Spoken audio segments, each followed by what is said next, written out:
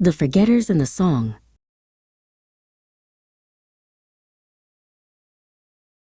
In the beginning, there was only the song. It was the rustle of leaves, the whisper of water, and the hum of 1,000 tiny lives. A small being named Lumen, made of soft light and gentler thoughts, danced to its rhythm.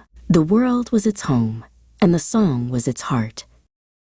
Then they came. They were called the Forgetters.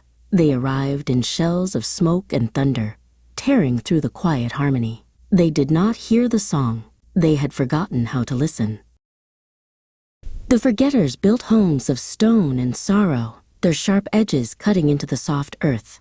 They drank the rivers dry and filled them with their emptiness. The water, once clear enough to see the stars in, grew cloudy and sick.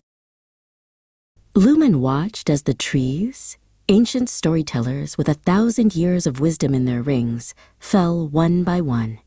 Their silent screams echoed in the song, turning it into a lament. The Forgetters took the brightest flowers and the shiniest stones, but they did not see their beauty.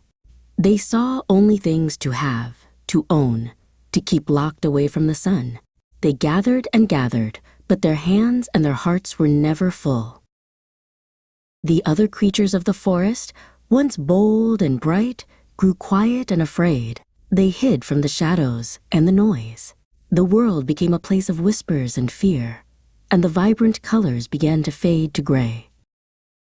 One day, Lumen saw a small forgetter, a child, sitting alone by a polluted stream.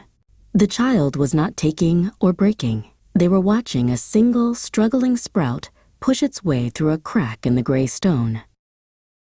The child reached out a tentative finger and gently touched a leaf. For a moment, a flicker of the old song returned, a single note of hope in a world of noise. Lumen felt it, a warmth it had almost forgotten.